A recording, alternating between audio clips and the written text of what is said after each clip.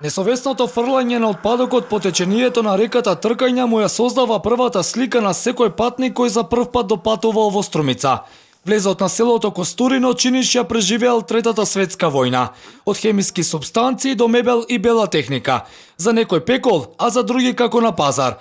Струмичанино и тие кои преку летото се враќаат во градот, велат дека им се гади од гледката, од неодговорноста на граѓаните, но и локалните власти кои се главните виновници за нерешавање на овој проблем. Има и за реката влијање, и за народно влијање, и за човек од страна што ќе дојде најлошото ќе го види там. Построги мерки да се казнуват тие што фрлат там, да дојде на местото кај што е депонијата, тоа ќе се стави ред. И да нема, тај ми е близок, па да го простам. Него кој е, сечи го. Па ако сакаме да ставаме ред во државата, ако не, секи си е така, секи бидеме последни во светот веќе. Поред вас сликата во Струмица со дивите депонии? Никаква. Никаква? Никаква. Јас имам, денес се вратив бех према Габаро Колешино, кој што најдел таму фрла секаде има. Смета ли дека тоа влијае на сликата во Струмица, на изгледот на огледот? Сигурно дека сигурно. Тоа е лоша слика за Струмица. А како мислите дека треба да се реши проблемот? Треба да се очисти. Треба некој да се заангажира за тоа, да го очисти. Инче така, бех вчера во Мајмарк исто, може погледнете да таму тие контейнери не се чистини. Овде бех, шедаме сегде по Струмица, не чисто е. Треба да се очисти.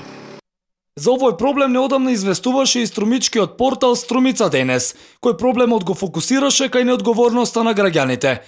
Денеска на истото место со реакција излегоа и советниците на ВМРО ДПМН и при Советот на општина Струмица, кои велат дека овој проблем како советничка група го иницирале на седницата на Советот, но дека градоначалникот Заев и директорот на Комуналец не покажале волја за негово решавање.